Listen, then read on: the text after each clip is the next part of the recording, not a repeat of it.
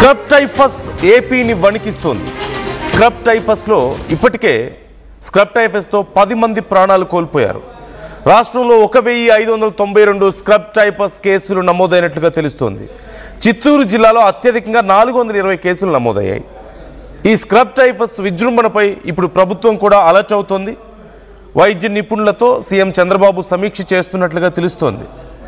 అసలు ఈ scrub typhus అంటే ఏంటి, ఎలా వస్తుంది, వచ్చిన తర్వాత ఎలాంటి లక్షణాలు కనిపిస్తాయి, ఎలాంటి జాగ్రత్తలు తీసుకోవాలి, ఎలా దీని నుంచి బయటపడవచ్చు, మరణాలు ఎందుకు సంభవిస్తున్నాయి, ఇలా అన్ని విషయాలు మనం డిస్కస్ చేయబోతున్నాం. మన ఆర్టీవీతో మాట్లాడడానికి డాక్టర్ శ్రీనివాస్ గారు జాయిన్ అవుతున్నారు, assistant professor in general medicine. అలాగే మరికొద్ది సేపట్లో మల్లీశ్వరి గారు కూడా జాయిన్ అవుతారు, నంద్యాల జీజీహెచ్ సూపరింటెండెంట్. ముందుగా శ్రీనివాస్ గారు నమస్తే అండి, వెల్కమ్ టు ఆర్టీవీ. చెప్పండి. కెన్ యూ హియర్ మీ? శ్రీనివాస్ గారు నా వాయిస్ వినిపిస్తుందా?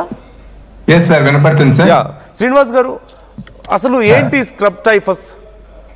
సార్, స్క్రబ్ టైఫస్ అనేది ఒక రకమైన పారాసైటల్ ఇన్ఫెక్షన్ సార్. అది రికెట్సియల్ ఇన్ఫెక్షన్ అంటారు.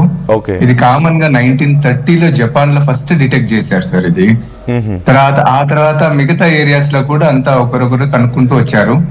ఇది ఒక రకమైన రికెట్సియల్ ఇన్ఫెక్షన్. మనుషులకు వచ్చే అవకాశాలు ఎక్కువ ఉంటాయి సార్. ఇది ఏ విధంగా వస్తుంది అంటే, మైట్స్ అని ఉంటాయి సార్, చిగ్గర్స్ అంటాం మనం, ట్రాంబుక్యులేట్ మైట్స్ అని. ఇవి యాక్చువల్ గా ఫార్మ్స్ లలో ఉంటది, అంటే వెజిటేషన్స్ ఉండే చోట, అంటే మొక్కలు వాటి చోట ఉంటాయి, వాటిలో ఉంటుంది అది యాక్చువల్ గా. సో వాటిలో ఈ రికెట్సియల్ ఇన్ఫెక్షన్ ఆ మైట్స్ ద్వారా మనుషులకు వస్తుంది. మైట్స్ ఇవి కుడతాయి మనకు, ఒక రకమైన చిన్న క్రిమిలు. అవి యాక్చువల్గా మనం కనుక్కోలేము కూడా, సరిగా మనకు అంతగా కనపడవు కూడా. అవి చిన్నవి, అవి మన శరీరంలో ఏ భాగంలో అయినా కుట్టొచ్చు.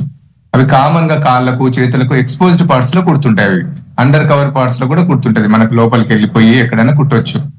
అవి శరీరంలోకి వెళ్ళిపోయిన తర్వాత ఆ పారాసైట్ అనేది ఇంట్రాసెల్యులర్ పారాసైట్, ఇది సుసుగాముషి అంటాం దీన్ని. ఇది వెళ్ళిపోయి బాడీలో రక్తంలో కలిసిపోతుంది. ఇది దగ్గరగా మనకు ఒకసారి బయట అయిన తర్వాత, ఆ మైట్ నుంచి బయట అయిన తర్వాత 6 నుంచి 21 రోజుల వరకు ఇంక్యుబేషన్ పీరియడ్ ఉంటది. ఆ తర్వాతనే మనకు లక్షణాలు కనపడతాయి. ఈ రకమైన లక్షణాలు వస్తుంటాయి పేషెంట్స్ లో. మనకి కామన్ గా వచ్చే లక్షణాలు ఏంటివంటే, జ్వరం, హై గ్రేడ్ ఫీవర్ వస్తుంటది. ఫీవర్ ఎన్ని టాబ్లెట్స్ పెట్టినా, ఎంత పెట్టినా కూడా తగ్గదు మనకు, అన్ని రకాల యాంటీబయాటిక్స్ వాడినా తగ్గదు. తర్వాత బ్లడ్ కల్చర్ పంపిస్తాము, అది కూడా నెగటివ్ లాగానే కనపడుతుంది మనకు. కాకపోతే బాడీ పెయిన్స్ తో పాటు, హెడేక్ తో పాటు చిల్స్ వస్తాయి, అంటే చలి జ్వరం వస్తుంది బాగా. తర్వాత కొంచెం మిగతా సిమ్టమ్స్ ఒకటొకటి పెరుగుతూ పోతాయి, అంటే మనం తొందరగా కనుక్కోకపోతే. అంటే ఎలాంటివి అంటే, చర్మం మీద చిన్న ర్యాష్ వస్తుంది.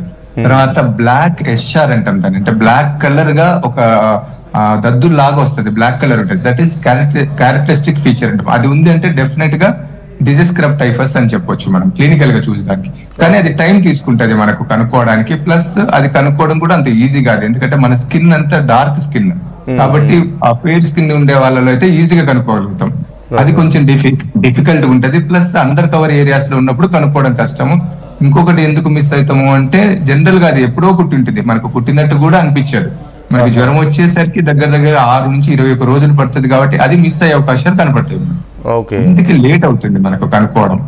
ఇంకా లక్షణాలు ఏమొస్తాయి అంటే, వామిటింగ్స్ వస్తాయి, లూజ్ మోషన్స్ వస్తాయి, తర్వాత ఫిట్స్ రావచ్చు, తర్వాత గుండె మీద ఎఫెక్ట్ చూపించచ్చు, బ్రెయిన్ మీద ఎఫెక్ట్ చూపించచ్చు స్లోగా. తర్వాత చిన్న గడ్డలు గొంతు కింద, ఇట్లా లింఫ్ నోడ్స్ అంటాం మనం, ఈ లక్షణాలన్నీ వస్తాయి. తర్వాత ఆయాసం వస్తుంది, నిమోనియా వస్తుంది, ఏఆర్డిఎస్ అంటాం, అంటే లంగ్స్ కి ఇన్ఫెక్షన్ వచ్చేసి ఆయాసం వచ్చేసి ఊపిరి ఆడడం కష్టంగా ఉంటుంది.